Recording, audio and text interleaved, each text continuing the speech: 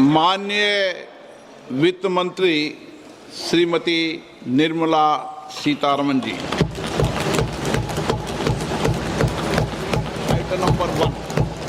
Item number one. Sir, with your permission, I rise to lay on the table a copy each of the following papers, Hindi and English versions, under Article 281 of the Constitution, Report for 2026 to 2031, Volume 1, Main Report of the 16th Finance Commission. 2. Report for 2026-2031, Volume 2, Annexures of the 16th Finance Commission. Number 3, explanatory memorandum as to the action taken on the recommendations contained in the above report. Item number 2, माननीय वित्त मंत्री Nirmala Sitharaman ji.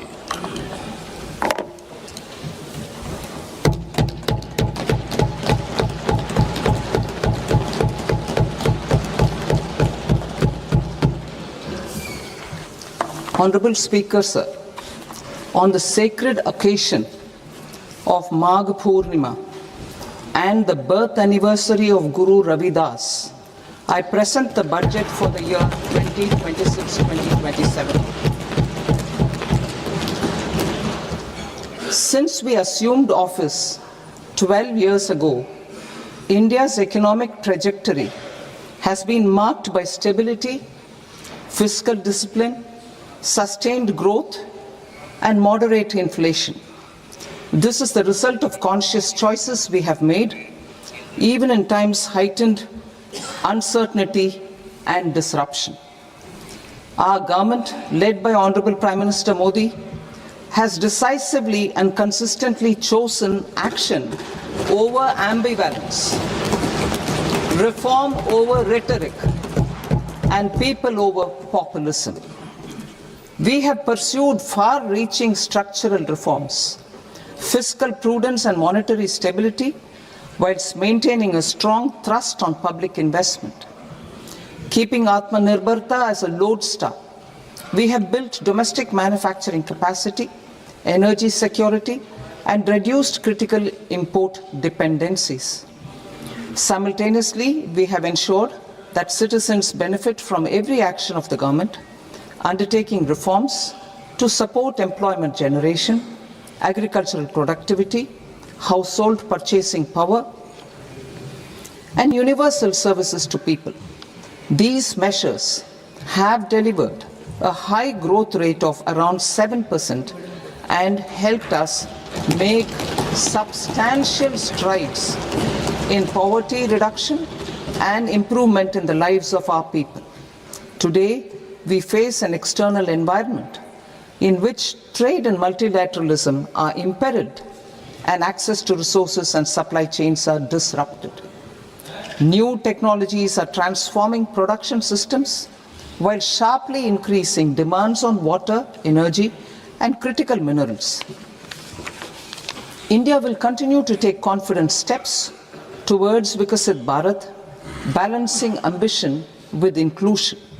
As a growing economy with expanding trade and capital needs, India must also remain deeply integrated with global markets, exporting more and attracting stable long-term investment. As I begin Part A, I want to express my gratitude to the people for standing firmly with us as we forge our way together towards becoming one of the largest economies of the world.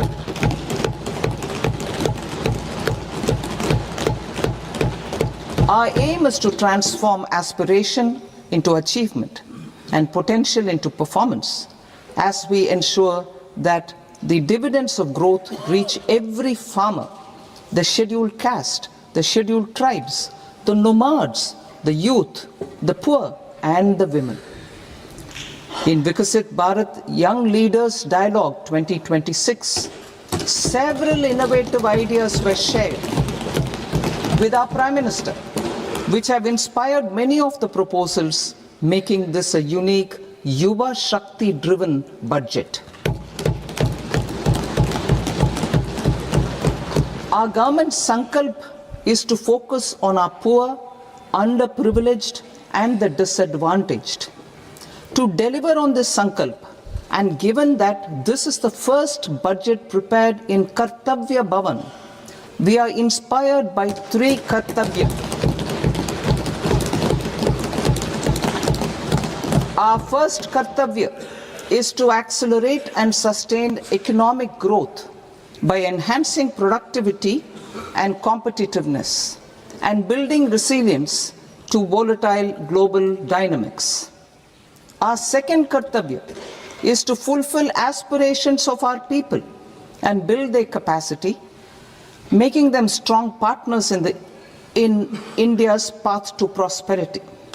Our third Kartavya, aligned with our vision of Sabka Saath, Sabka Vikas, is to ensure that every family, community, region, and sector has access to resources, amenities, and opportunities for meaningful participation. This threefold approach requires a supportive ecosystem. The first requirement is to sustain the momentum of structural reforms, continuous, adaptive, and forward-looking. Second, a robust and resilient financial sector is central to mobilizing savings, allocating capital efficiently, and managing risks. Third, cutting-edge technologies, including AI applications, can serve us as force multipliers for better governance. Reform Express. Our government has undertaken comprehensive reforms towards creating employment, boosting productivity, and accelerating growth. After the Prime Minister's announcement on Independence Day in 2025, over 350 reforms have been rolled out. This includes GST simplification, notification of labor codes, and rationalization of mandatory quality control orders. High-level committees have been formed, and in parallel, the central government is working with the state governments on deregulation and reducing compliance requirements. The Reform Express is well on its way and will maintain its momentum to help us fulfill our Kartavya. I now move to specific proposals. Under our first Kartavya, to accelerate and sustain economic growth, I propose interventions in 6 areas. 1. Scaling up manufacturing in 7 strategic and frontier sectors. 2. Rejuvenating legacy industrial sectors. 3. Creating champion MSMEs. 4. Delivering a powerful push for infrastructure. 5. Ensuring long-term security and stability. And 6. Developing city economic regions. Scaling up of manufacturing in 7 strategic and frontier sectors. Biopharma Shakti, meaning biopharma strategy for health advancement through knowledge, technology, and innovation. India's disease burden is observed to be shifting towards non-communicable diseases like diabetes, cancer, and autoimmune disorders. Biologic medicines are key to longevity and quality of life at affordable costs. To develop India as a global biopharma manufacturing hub,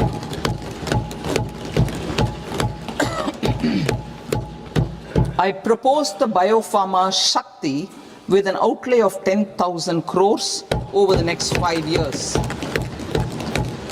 This will build the ecosystem for domestic production of biologics and biosimilars.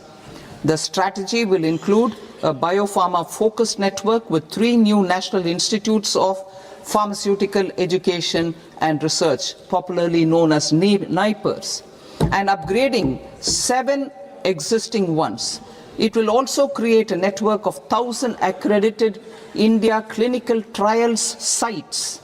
We propose to strengthen the Central Drug Standard Control Organization to meet global standards and approve timeframes through and approval timeframes through a dedicated scientific review cadre and specialists.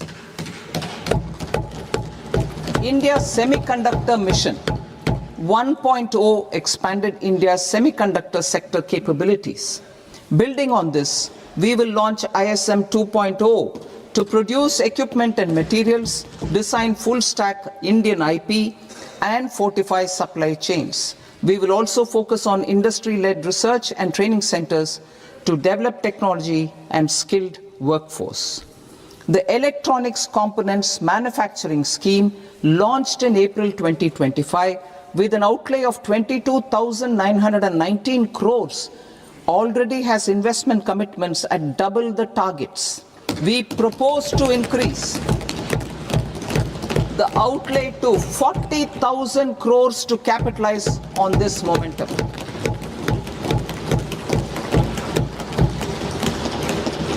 A scheme for rare earth permanent magnets was launched in 2025 November.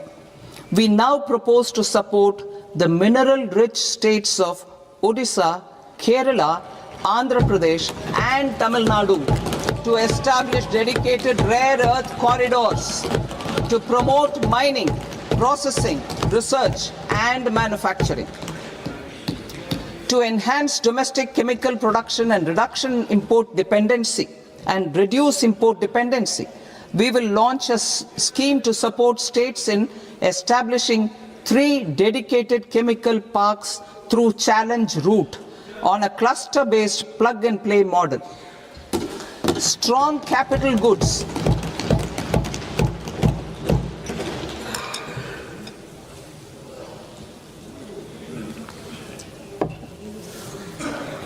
Strong capital goods capability is a determinant of productivity and quality across different sectors. Towards building this capacity, I propose the following. High-tech tool rooms will be established by central public sector enterprises at 2 locations as digitally enabled automated service bureaus that locally design, test and manufacture high-precision components at scale and at lower cost.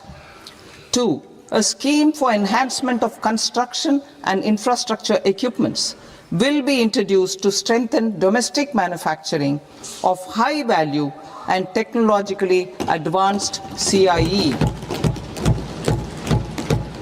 This can range from lifts in a multi-storied apartment or firefighting equipment in multiplexes, large or small, and to tunnel boring equipments for building metros and high-altitude roads. I also propose a scheme for container manufacturing to create a globally competitive container manufacturing ecosystem with a budgetary allocation of 10,000 crores over a 5-year period. For the labor-intensive textile sector, I propose an integrated program with 5 subparts. 1.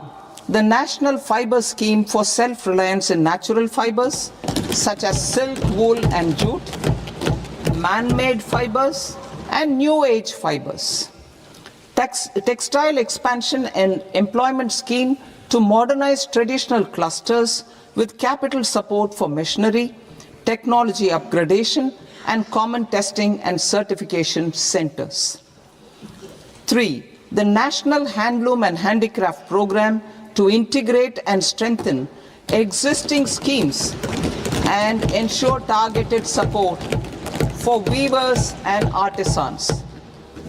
Tex Eco Initiative to promote globally competitive and sustainable textiles and apparels.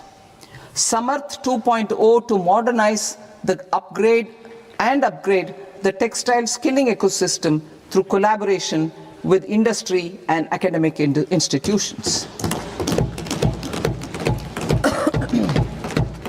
Further, I propose to set up mega textile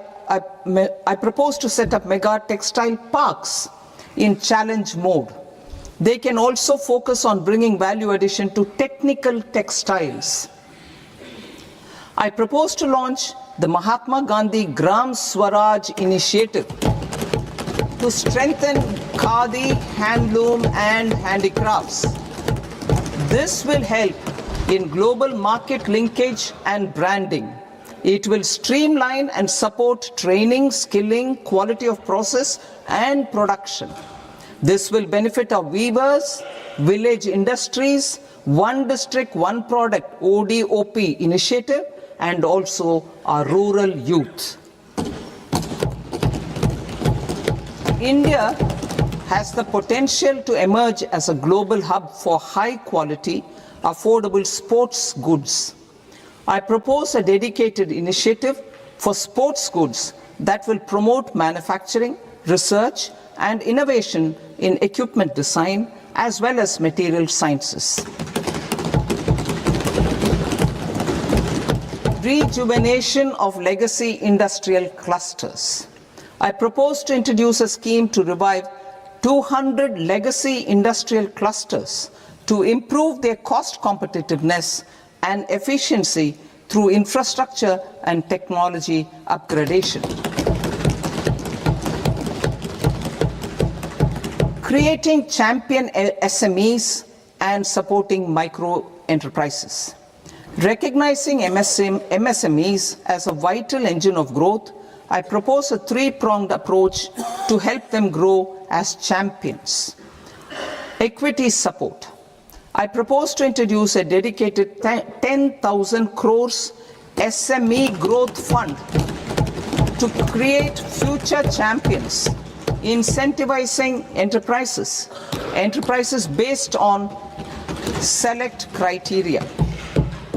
I also propose to top up the Self-Reliant India Fund set up in 2021 with 2,000 crores to continue support to micro enterprises and maintain their access to risk capital. Liquidity support. With TREDS, more than 7 lakh crore has been made available to MSMEs. To leverage its full potential, I propose 4 measures. 1. Mandate TREDS as the transaction settlement platform for all purchases from MSMEs by CPSEs, serving as a benchmark for other corporates. 2. Introduce a credit guarantee support mechanism through CGT-MSE for invoice discounting on TREDS platform. 3. Link GEM with TREDS for sharing information with financiers about government purchases from MSMEs, encouraging cheaper and quicker financing. 4. Introduce TREDS receivables as asset-backed securities, helping develop a secondary market, enhancing liquidity and settlement of transactions. Professional support. Government will facilitate professional institutions such as the ICAI, ICSI, ICMAI to design short-term modular courses and practical tools to develop a cadre of corporate mitras, especially in Tier 2 and Tier 3 towns. These accredited para-professionals will help MSMEs meet compliance requirements at affordable costs. Infrastructure. During this past decade, our government has undertaken several initiatives for large-scale enhancement of public infrastructure, including through new financing instruments such as Infrastructure Investment Trust (InvITs) and Real Estate Investment Trust (REITs), and institutions like NIIF and NABFID. We shall continue to focus on developing infrastructure in cities with over 5 lakh population, that is Tier 2, Tier 3 cities, which have expanded to become growth centers. Public capital expenditure has increased manifold from 2 lakh crore in 2014-15 to an allocation of 11.2 lakh crore in BE 25-26. In this coming year, that is financial year 2026-27, I propose to increase it to 12.2 lakh crores to continue the momentum. To strengthen the confidence of private developers regarding risks during infrastructure development and construction phase, I propose to set up an infrastructure risk guarantee fund to provide prudentially calibrated partial credit guarantee to lenders. Over the years, RITES have emerged as a successful instrument for asset monetization. I propose to accelerate recycling of significant real estate assets of the CPSEs through the setting up of dedicated RITES. To promote environmentally sustainable movement of cargo, I propose to 1. Establish new dedicated freight corridors connecting Dankuni in the east to Surat in the west. Operationalize 20 new national waterways over the next 5 years, starting with National Waterways 5 in Orissa to connect mineral-rich areas of Talcher and Angul and industrial centers like Kalinga Nagar to the ports of Paradeep and Dhamra. Training institutes will be set up as regional centers of excellence for development of required manpower for these waterways. This will benefit youth in the entire stretch of the waterways to train and acquire skills. Further, a ship repair ecosystem catering to inland waterways will also be set up at Varanasi and Patna. And C. Launch a coastal cargo promotion scheme for incentivizing a modal shift from rail to road to increase the share of inland waterways and coastal shipping from 6% to 12% by 2047. To enhance last mile and remote connectivity and promote tourism, I propose to give incentives to indigenize manufacturing of seaplanes. A seaplane VGF scheme will be also introduced to provide support for operations. Carbon capture, utilization and storage. Aligning with the roadmap launched in December 2025, the carbon capture, utilization and storage technologies at scale will achieve higher readiness and in end-use application across 5 industrial sectors, including power, steel, cement, refineries, and chemicals. An outlay of 20,000 crore is proposed over the next 5 years for this purpose. City economic regions. Cities are India's engines of growth, innovation, and opportunities. We shall now focus on Tier 2, Tier 3 cities, and even temple towns, which need modern infrastructure and basic amenities. This budget aims to further amplify the potential of cities to deliver the economic power of agglomerations by mapping city economic regions based on their specific growth drivers. An allocation of 5,000 crore per CER over 5 years is proposed for implementing their plans through a challenge mode with a reform-cum-result-based financing mechanism. In order to promote environmentally sustainable passenger systems, we will develop 7 high-speed rail corridors between cities as growth connectors, namely Mumbai to Pune, Pune to Hyderabad, Hyderabad to Bengaluru, Hyderabad to Chennai, Chennai to Bengaluru, Delhi to Varanasi, Varanasi to Siliguri.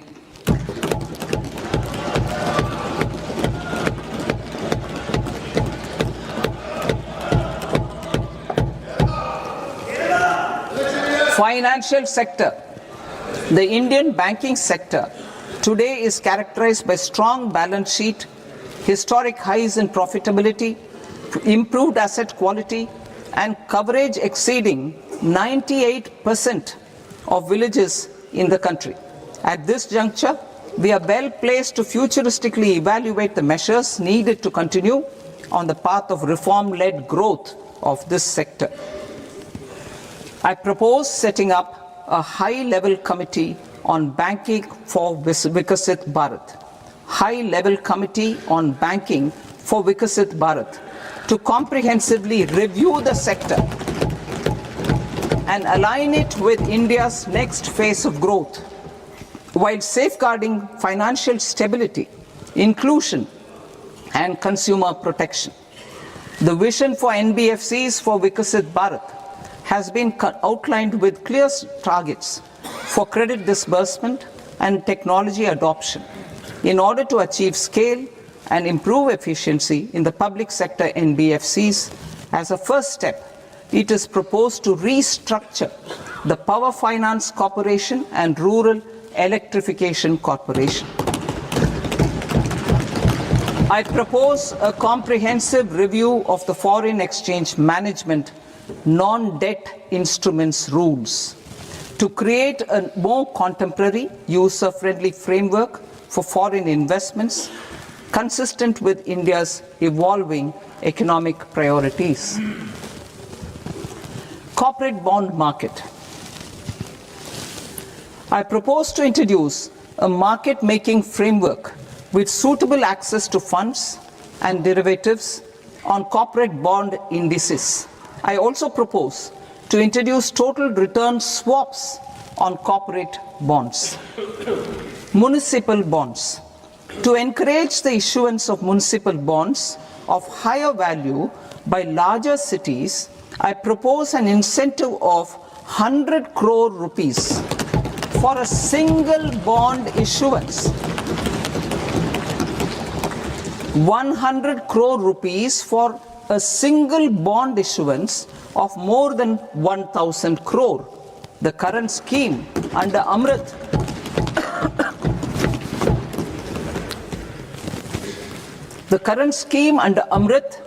which incentivizes issuances up to 200 crores only, will also continue to support smaller and medium towns. That will also continue to support the smaller and medium towns. Ease of doing business. Individual persons resident outside India, PROI, will be permitted to invest in equity instruments of listed Indian companies through the portfolio investment scheme. It is also proposed to increase the investment limit for an individual PROI under the scheme from 5% to 10%, with an overall investment limit for all individual PROIs to 24% from the current 10%. Emerging technologies including AI. 21st century is technology driven. Adoption of technology is for the benefit of all people. Farmers in the field, women in STEM, youth keen to upskill, and Divyangjan to access newer opportunities. The government has taken several steps to support new technologies through AI Mission, National Quantum Mission, Anusandhan National Research Fund, and Research and Development and Innovation Fund. Our second kartavya is to fulfill aspirations and build capacities. Close to 25 crore individuals have come out of multi-dimensional poverty through a decade of our government's sustained and reform-oriented efforts.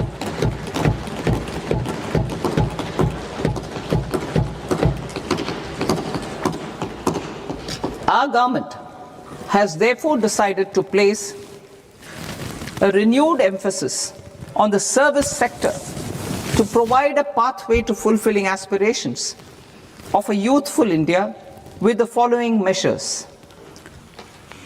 I propose to set up a high-powered Education to Employment and Enterprises Standing Committee to recommend measures that focus on services sector as a core driver of Vikasit Bharat.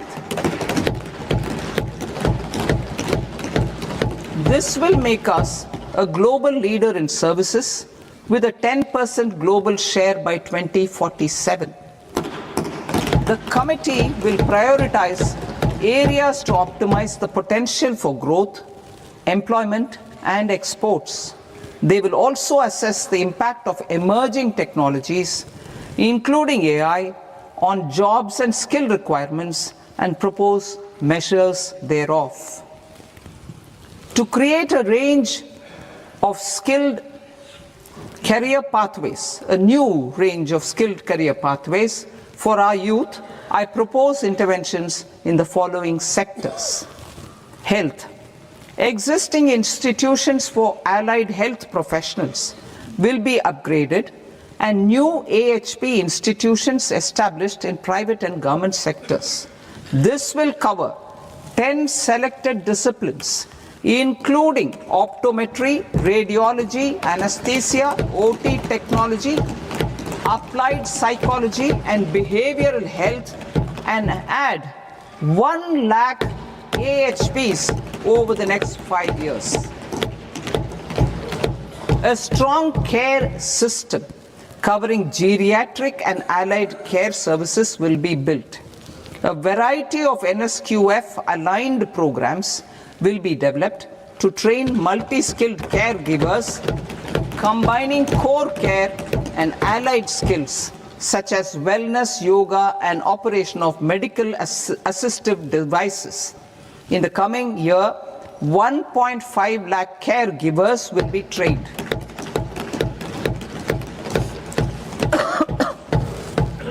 Hubs for medical value tourism. To promote India as a hub for medical tourism services, I propose to launch a scheme to support states in establishing 5 regional medical hubs in partnership with the private sector. These hubs will serve as integrated healthcare complexes that combine medical, educational, and research facilities. They will have Ayush centers, medical value tourism facilitation centers, and infrastructure for diagnostics, post-care, and rehabilitation. These hubs will provide diverse opportunities, job opportunities for health professionals, including doctors and AHPs.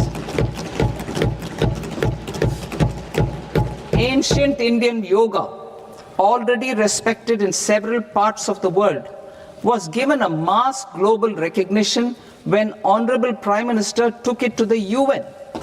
Post-COVID, Ayurveda gained a similar global acceptance and recognition.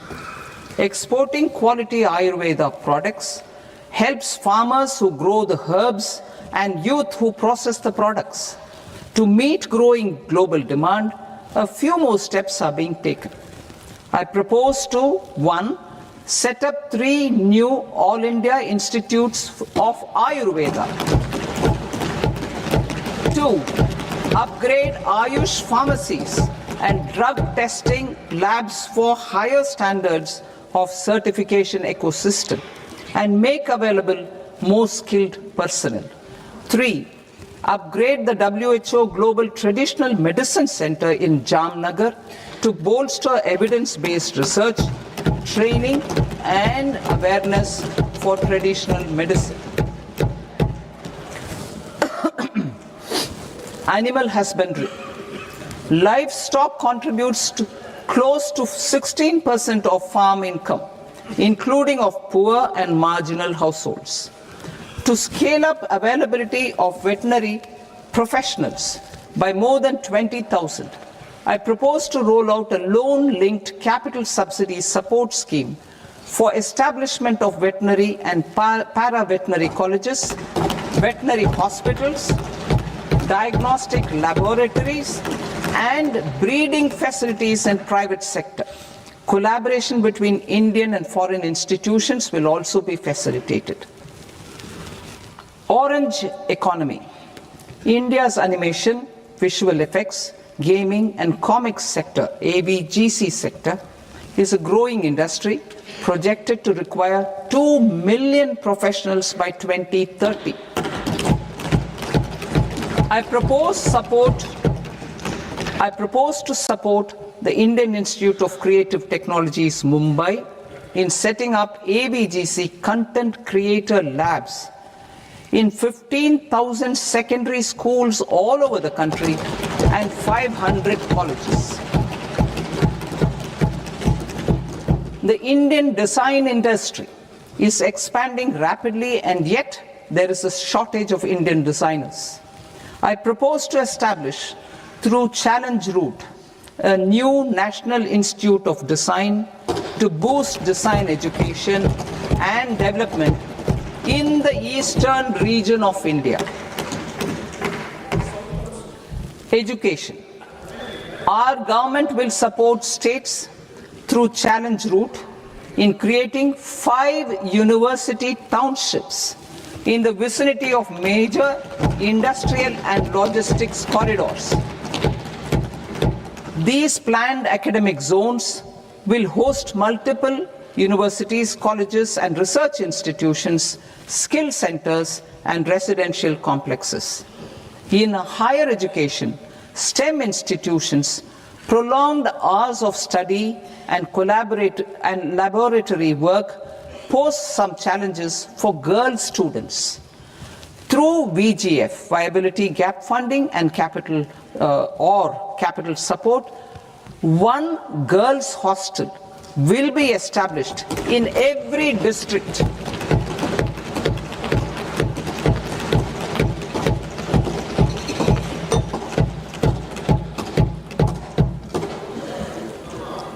To promote astrophysics and astronomy via immersive experiences, 4 telescope infrastructure facilities will be set up or upgraded. The National Large Solar Telescope, the National Large Optical Infrared Telescope, the Himalayan Chandra Telescope, and the Cosmos 2 Planetarium. Tourism. The tourism sector has the potential to play a large role in the employment generation, forex earnings, and expanding the local economy. I propose to set up a National Institute of Hospitality by upgrading the existing National Council for Hotel Management and Catering Technology. It will function as a bridge between academia, industry, and government. I also propose a pilot scheme for upskilling 10,000 guides in 20 iconic tourist sites through a standardized, high-quality, 12-week training course in hybrid mode in collaboration with the Indian Institute of Management. A national destination digital knowledge grid will be established to digitally document all places of significance, cultural, spiritual, and heritage. This initiative will create a new ecosystem of jobs for local researchers, historians, content creators, and technology partners. India has the potential and opportunity to offer world-class trekking and hiking experience. We will develop ecologically sustainable mountain trails in Himachal Pradesh, Uttarakhand, and Jammu Kashmir. Also in Araku Valley in the Eastern Ghats and Podigai Malai in the Western Ghats. Turtle trails along key nesting sites in the coastal areas of Odisha, Karnataka, and Kerala. And 3 bird watching trails along the Pulikat Lake in Andhra Pradesh, Tamil Nadu. It's on the border. Under the visionary leadership of Honorable Prime Minister, we established the International Big Cat Alliance in 2024.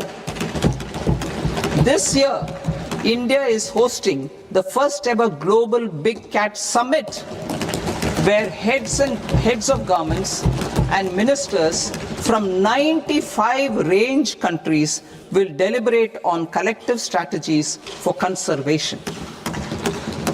Heritage and culture tourism. I propose to develop 15 archaeological sites, including Lothal, Dholavira, Rakhi Gadi, Adichanallur, Saranath, Hastinapur, and Leh Palace into vibrant experiential cultural destinations. Excavated landscapes will be open to the public through curated walkways. Immersive storytelling skills and technologies will be introduced to help conservation labs, interpretation centers, and guides. The sports sector provides multiple means of employment, skilling, and job opportunities. Taking forward the systematic nurturing of sports talent, which is set in motion through the Khelo India program earlier, I propose to launch a Khelo India mission to transform the sports sector over the next decade. The mission will facilitate an integrated talent development pathway supported by training centers, which are foundational, intermediate, and elite levels. B, systematic development of coaches and support staff. C, integration of sports science and technology. D, competitions and leagues to promote sports culture and provide platforms. And E, development of sports infrastructure for training and competition. Our third Kartavya aligns with our vision of Sabka Saath, Sabka Vikas towards Vikasit Bharat.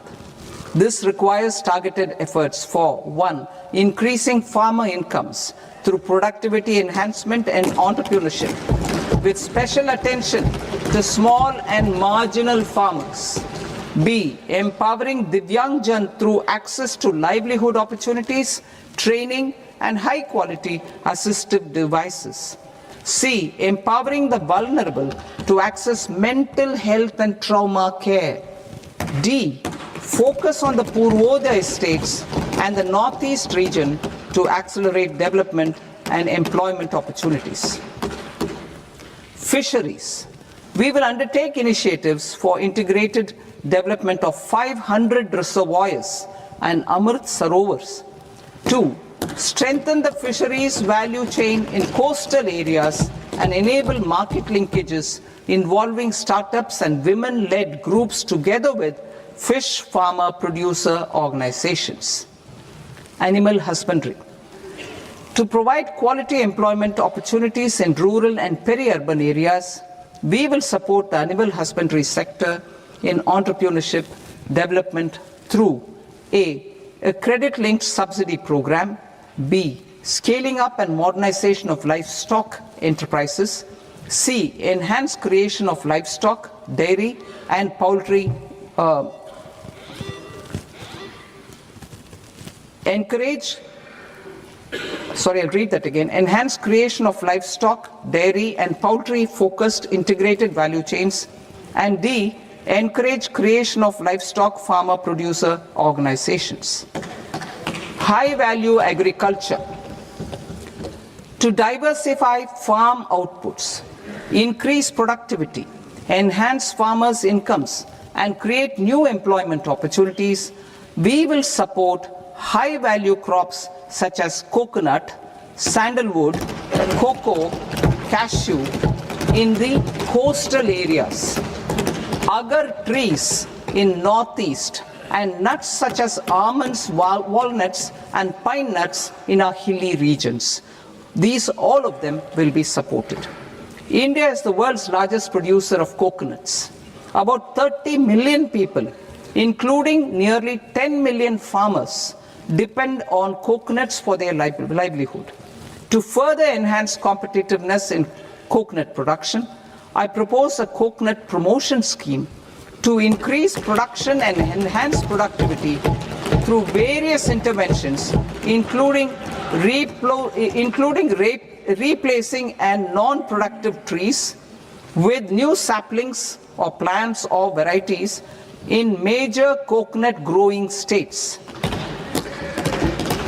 A dedicated program is proposed for Indian cashew and cocoa to make India self-reliant in raw cashew and coconut production and processing, enhance export competitiveness, and transform Indian cashew and Indian cocoa into premium global brands by 2030. Sandalwood. Sandalwood is closely linked to India's social and cultural heritage. Our government will partner with state governments to promote focused cultivation and post-harvest processing to restore the glory of the Indian sandalwood ecosystem, to rejuvenate old, low-yielding orchards, and expand high-density cultivation of walnuts, almonds, and pine nuts. We will support a dedicated program to enhance farmer incomes and in bringing value addition by engaging youth. Bharat Vistar, that is virtually integrated system to access agricultural resources. I propose to launch Bharat Vistar, a multilingual AI tool that shall integrate the AgriStack portals and the ICAR package on agricultural practices with AI systems. This will enhance farm productivity, enable better decisions for farmers, and reduce risk by providing customized advisory support. She Marts for rural women-led enterprises. Building on the success of Lakpati Didi program, I propose to help women take the next step from credit-linked livelihoods to being owners of enterprises. Self-help entrepreneur, She Marts will be set up as community-owned retail outlets within the cluster-level federations through enhanced and innovative financing instruments. Empowering Divyangjan. Divyangjan Kaushal Yojana. Information technology, AVGC sectors, hospitality and food and beverages sectors often offer task-oriented and process-driven roles which are suitable for Divyangjan. We will ensure dignified livelihood opportunities through industry-relevant and customized training specific to each Divyangjan group.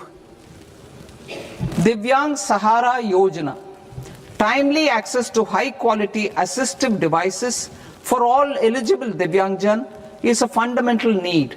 I propose to 1. Support the Artificial Limbs Manufacturing Corporation of India, ALIMCO, to set up and to scale up production of assistive devices, invest in R&D and AI integration, strengthen PM Divyasha Kendras, and support setting up of assistive technology marts as modern retail style centers where Divyangjan and senior citizens can see, try and purchase assistive products. Reaffirming our commitment to mental health and trauma care. There are no national institutes for mental health care in North India. We will therefore set up a NIMHANS 2 and also upgrade national mental health institutes in Ranchi and in Tezpur as regional apex institutions. Emergencies expose families, particularly the poor and vulnerable, to unexpected expenditure. We will strengthen and increase these capacities by 50% in district hospitals by establishing emergency and trauma care centers.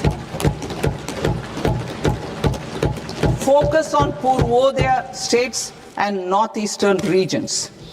Purvodaya, I propose the development of an integrated East Coast industrial corridor with a well-connected node at Durgapur, creation of 5 tourism destinations in 5 Purvodaya states, and the provision of 4,000 e-buses. Buddhist sites in northeastern region. The northeastern region is a civilizational confluence of Theravada and Mahayana or Vajrayana traditions. I propose to launch a scheme for development of Buddhist circuits in Arunachal Pradesh, Sikkim, Assam, Manipur, Mizoram, and Tripura. The scheme will cover preservation of temples and monasteries, pilgrimage interpretation centers, connectivity, and pilgrim amenities. 16th Finance Commission. On 17th November 2025, the 16th Finance Commission submitted its report to the President. As mandated under Article 281 of the Constitution, the government is to lay the report along with the explanatory memorandum on the action taken report on the recommendations of the Commission in Parliament, which, Sir, Honourable Speaker, you've allowed me to do at the commencement of this session. The government has accepted the recommendation of the Commission to retain the vertical share of devolution at 41%. As recommended by the Commission, I have provided 1.4 lakh crores of rupees to the states for the year 2026-2027 as Finance Commission grants. These include rural and urban local body and disaster management grants. Fiscal consolidation. Government has been delivering on our fiscal commitments consistently without compromising on social needs. To strive towards accepted standards of fiscal management in Budget 25-26, I had indicated that the central government would target reaching a debt to GDP ratio of 50 plus or minus 1% by 2030-31. In line with this, the debt to GDP ratio is estimated to be 55.6% of GDP in BE 26-27, compared to 56.1% of GDP in RE 25-26.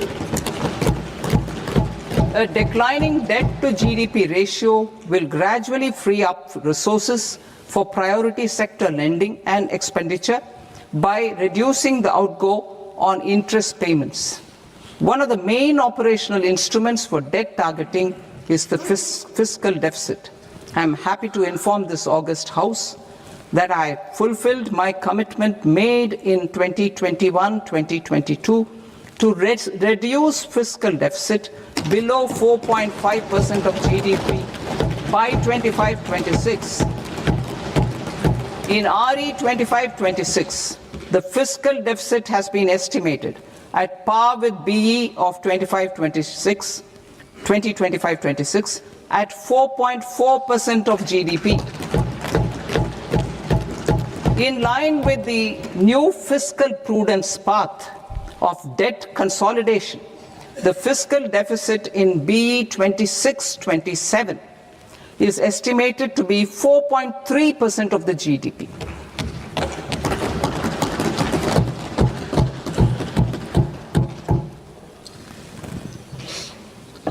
The revised estimates of the non-debt receipts are 34 lakh crore rupees, of which the centre's net tax receipts are 26.7 lakh crore. The revised estimate of the total expenditure is 49.6 lakh crore rupees, of which the capital expenditure is about 11 lakh crores. Budget estimates 2026 to 2027. Coming to 26-27, the non-debt receipts and the total expenditure are estimated as 36.5 lakh crore and 53.5 lakh crore respectively. The centre's net tax receipts are estimated at 28.7 lakh crore rupees. To finance the fiscal deficit, the net market borrowings from dated securities are estimated at 11.7 lakh crore rupees. The balance financing is expected to come from small savings and other sources. The gross market borrowings are estimated at 17.2 lakh crore rupees. I'll now move to Part B. Part B, direct taxes.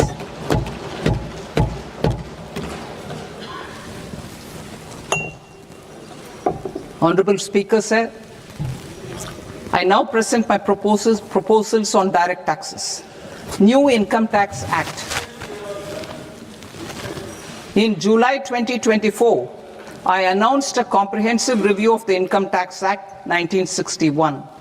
This was completed in a record time, and the Income Tax Act 2025 will come into effect from 1st April 2026.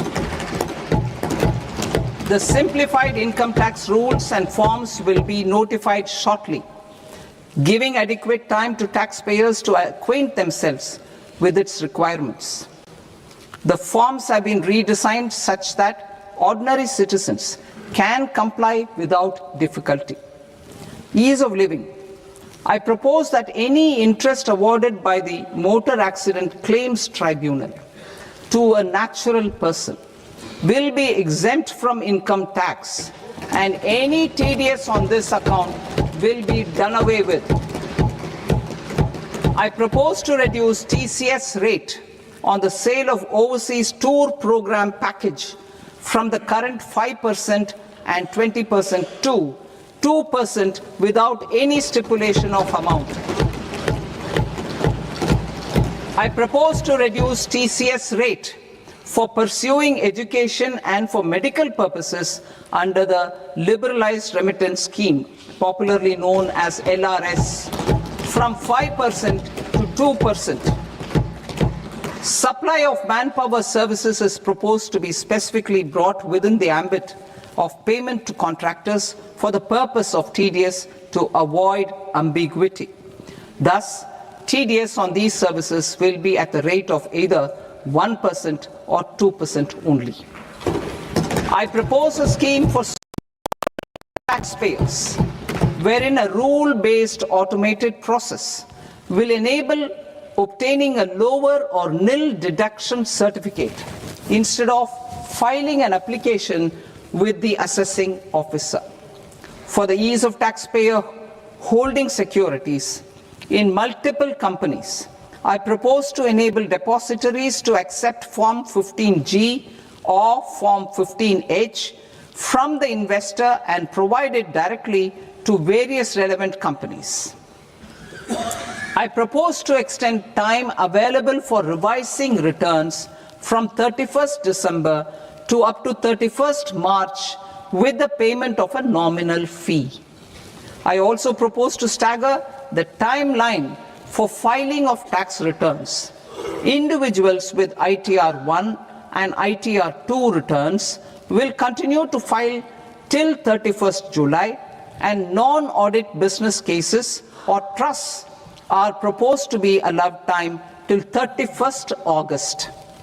TDS on sale of immovable property by a non-resident is proposed to be deducted and deposited through resident buyers and his or her PAN-based challan instead of requiring a TAN, which is a temporary accounting number. To address practical issues of small taxpayers like students, young professionals, tech employees, relocated NRIs, and such others, I propose to introduce a one-time 6-month foreign asset disclosure scheme for these taxpayers to disclose income or assets below a certain size. This scheme would be applicable for two categories of taxpayers, namely, A, who did not disclose their overseas income or assets, and B, who disclosed their overseas income and or paid due tax but could not declare the asset acquired. For category A, the limit of undisclosed income or asset is proposed to be up to 1 crore rupees. they need to pay 30% of fair market value of asset or 30% of undisclosed income as tax and 30% as additional income tax in lieu of penalty and would thereby get immunity from prosecution. For category B, asset value is proposed to be up to 5 crore rupees. Here, immunity from both penalty and prosecution will be available with a payment of fee of 1 lakh rupees. Rationalizing penalty and prosecution. Multiplicity of proceedings are hindrance to the ease of doing business. I propose to integrate assessment and penalty proceedings by way of a common order for both. There will be no interest liability on the taxpayer on the penalty amount for the period of appeal before the first appellate authority, irrespective of the outcome of appeal process. Further, quantum of prepayment is being reduced from 20% to 10% and will continue to be calculated only on core tax demand. As an additional measure for reducing litigation, I propose to allow taxpayers to update their returns even after reassessment proceedings have been initiated, and an additional 10% tax rate over and above the rate applicable for the relevant year. The assessing officer will then use only this updated return in his proceedings. There is already a framework for immunity from penalty and prosecution in the cases of underreporting. I propose to apply this framework for immunity to misreporting too. However, in such a case, the taxpayer will need to pay 100% of the tax amount as an additional income tax over and above the tax and interest due. Penalties for certain technical defaults, such as failure to get accounts audited, non-furnishing of transfer pricing audit report, and default in furnishing statement for financial transactions are proposed to be converted into fee.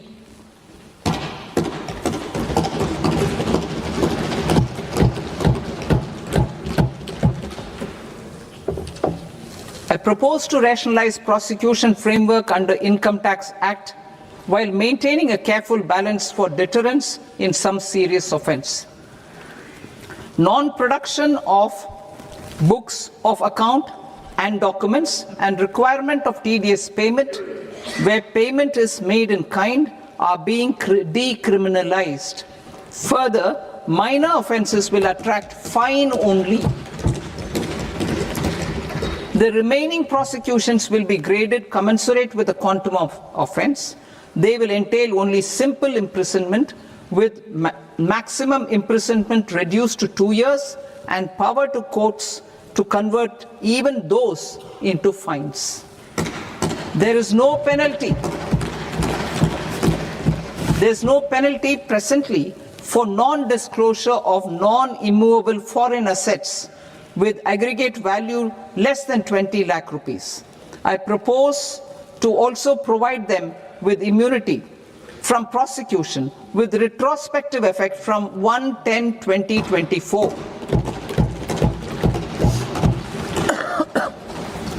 Cooperatives.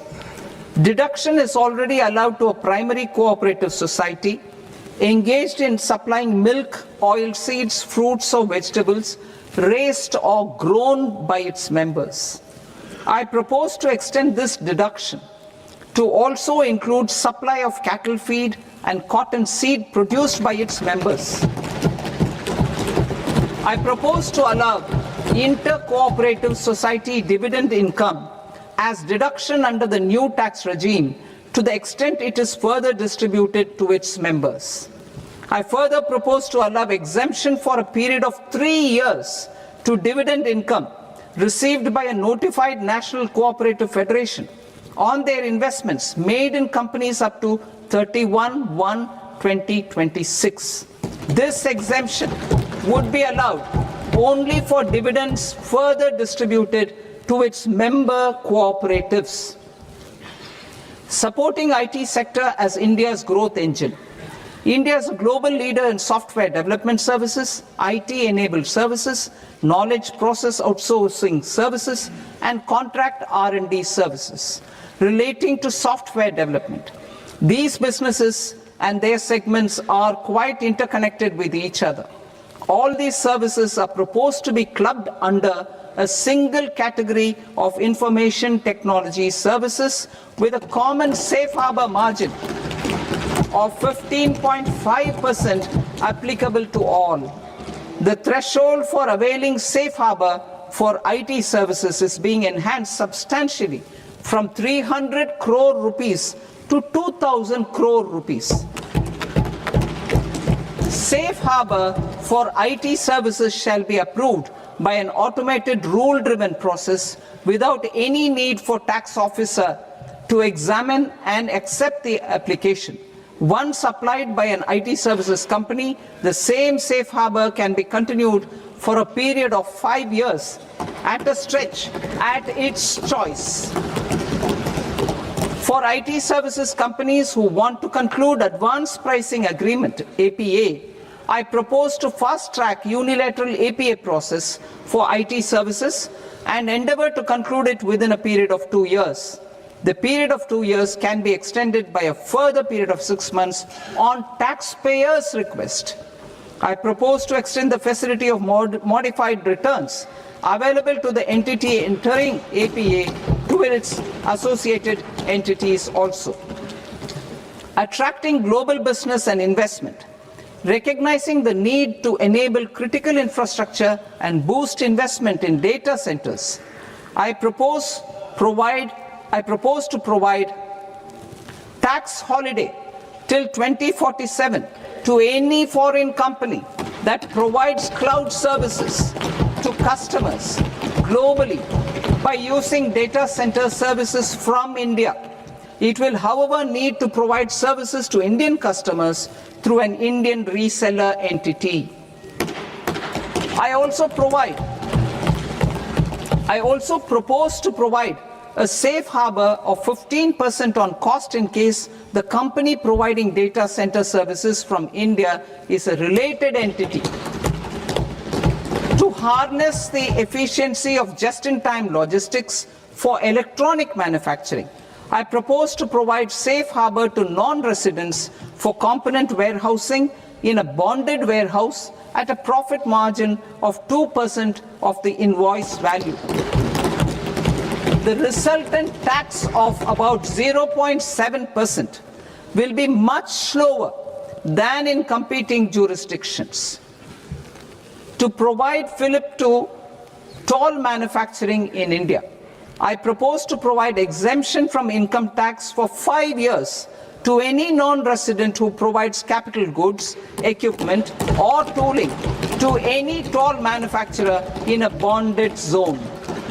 To encourage vast pool of global talent to work in India for a longer period of time, I propose to provide exemption to global, non-India sourced income of a non-resident expert for a stay period of 5 years under notified schemes. I propose to provide exemption from minimum alternate tax, the MAT, to all non-residents who pay tax on presumptive basis. Tax administration. I propose to constitute a joint committee of Ministry of Corporate Affairs and Central Board of Direct Taxes for incorporating the requirements of income computation and disclosure standards, the ICDS, in the Indian Accounting Standards, IND AS itself. Separate accounting requirement based on ICDS will be done away with from the tax year 27-28. To support Prime Minister Modi's vision of homegrown accounting and advisory firms to become global leaders, I propose to rationalize the definition of accountant for the purposes of safe harbor rules. Other tax proposals. Change in taxation of buyback was brought in to address the improper use of buyback route by promoters. In the interest of minority shareholders, I propose to tax buyback for all types of shareholders as capital gains. However, to disincentivize misuse of tax arbitrage, promoters will pay an additional buyback tax. This will make effective tax 22% for corporate promoters. For non-corporate promoters, the effective tax will be 30%. TCS rate for sellers of specific goods, namely alcoholic liquor, scrap and minerals, will be rationalized to 2%, and that on tendu leaves will be reduced from 5% to 2%. I propose to raise the STT on futures to 0.05% from the present 0.02%. STT on options premium and exercise of options are both proposed to be raised to 0.15% from the present rate of 0.1% and 0.125% respectively. We reformed the taxation landscape for corporates in 2019 by providing them a simplified regime with lower tax rate so that they could productively focus on business rather than on claim of deductions and exemptions. To encourage companies to shift to the new regime, set off of brought forward MAT credit, minimum alternate tax credit, is proposed to be allowed to companies only in the new regime. Set off using available MAT credit is proposed to be allowed to an extent of 1/4 of the tax liability in the new regime. MAT is proposed to be made final tax, so there will be no further credit accumulation from 1st April 2026. In line with this change, the rate of final tax is being reduced to 14% from the current MAT rate of 15%. The brought forward MAT credit of taxpayers accumulated till 30th March 2026 will continue to be available to them for set off as above. Indirect taxes. I shall now take up proposals related to indirect taxes. My proposals for customs and central excise aim to further simplify the tariff structure, support domestic manufacturing, promote export competitiveness, and correct inversion in duty. To continue weeding out long continuing customs duty exemptions, I propose to remove certain exemptions on items which are being manufactured in India or where the imports are negligible.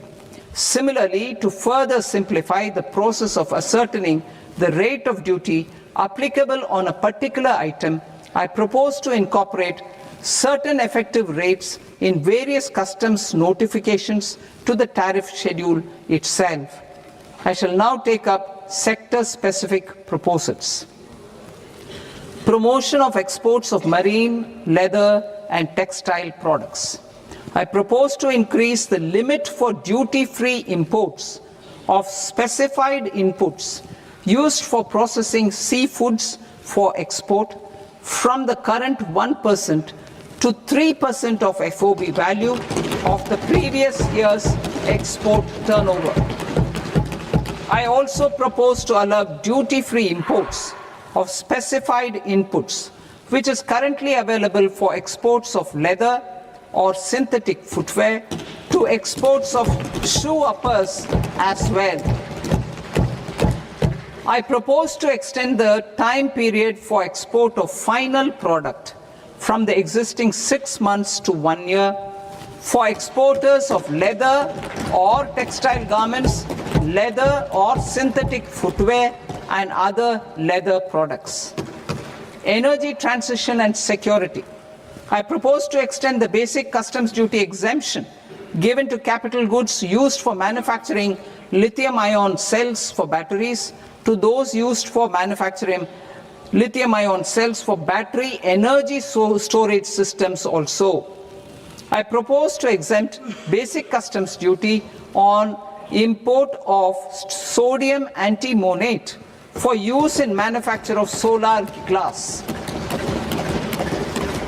Nuclear power.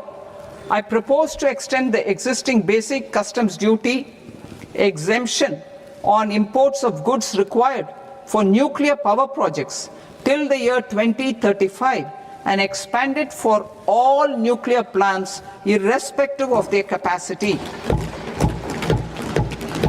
Critical minerals. It is proposed to provide basic customs duty exemption to the import of capital goods required for the processing of critical minerals in India. Biogas blended CNG.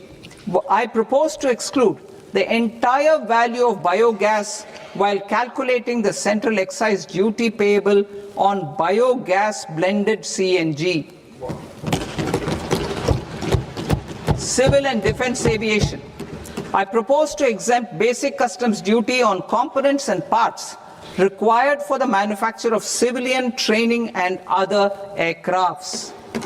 It is proposed to exempt basic customs duty on raw materials imported for the manufacture of parts of aircraft to be used in maintenance, repair, or overall requirements by units in the defense sector. Electronics. To deepen value addition in the consumer electronics sector, I propose to exempt basic customs duty on specified parts used in the manufacture of microwave ovens. Special economic zone.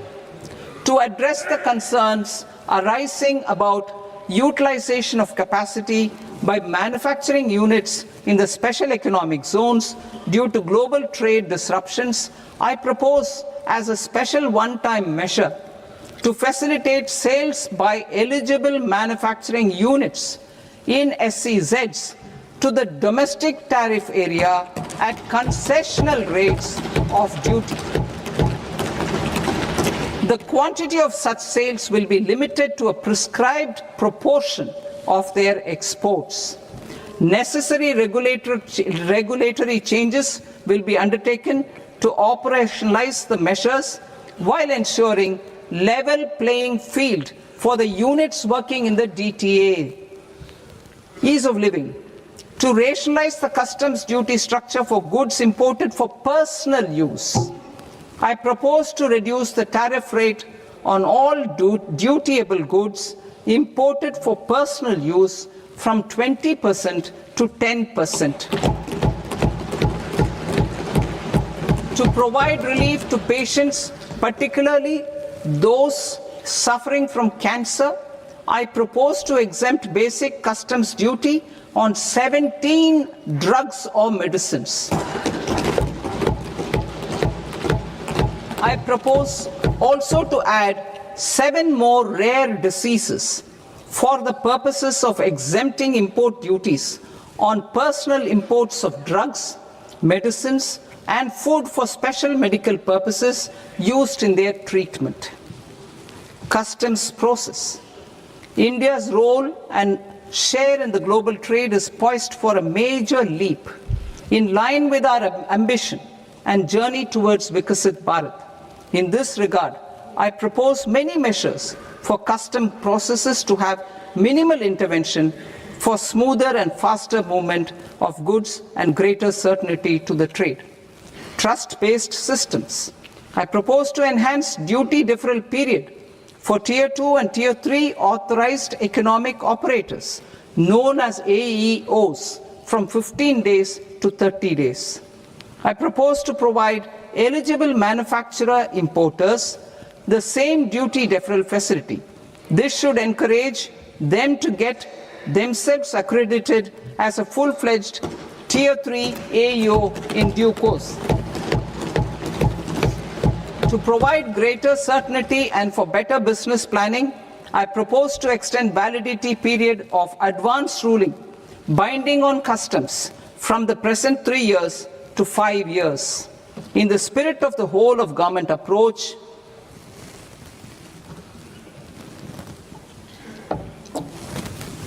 Government agencies will be encouraged to leverage AEO accreditation for preferential treatment in clearing their cargo.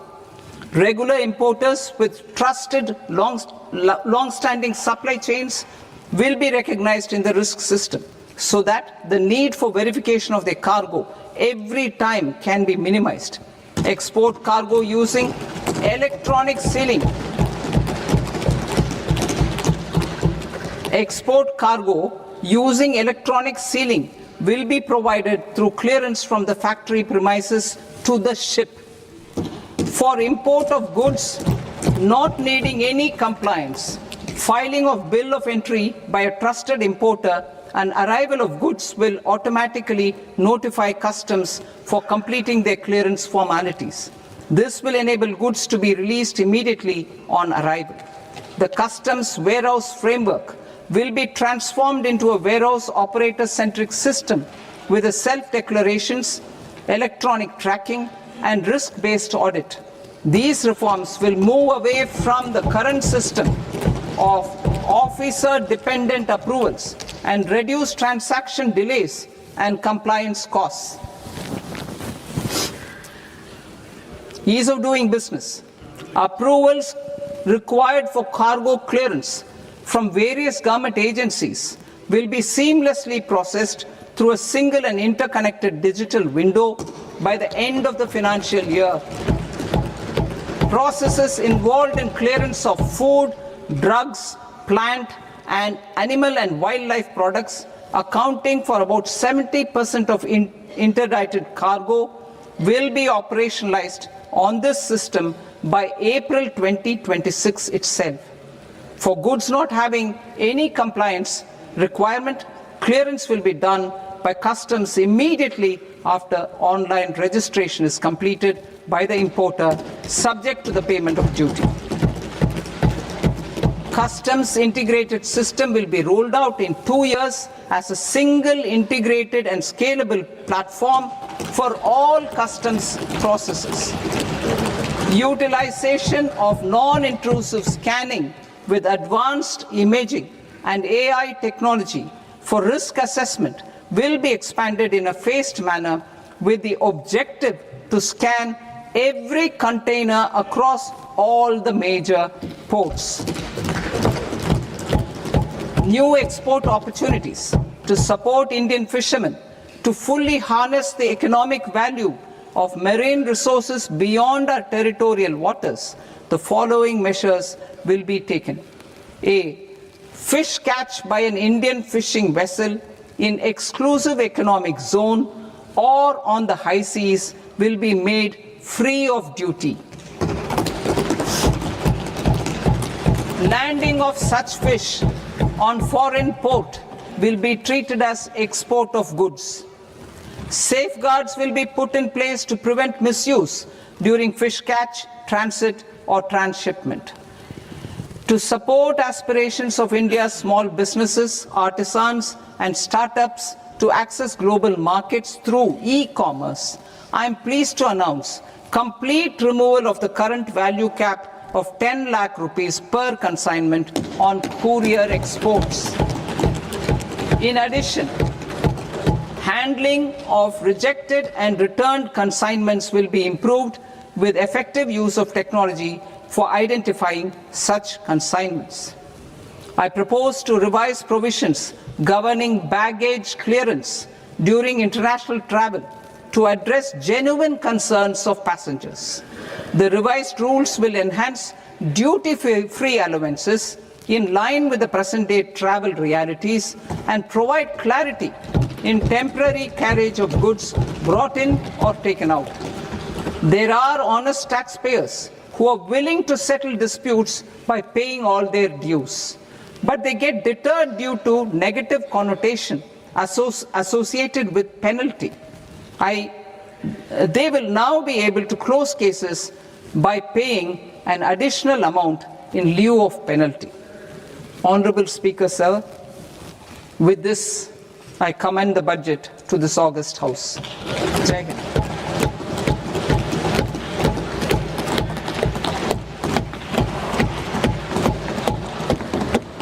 1.5 hours. Item number 3 माननीय वित्त मंत्री जी।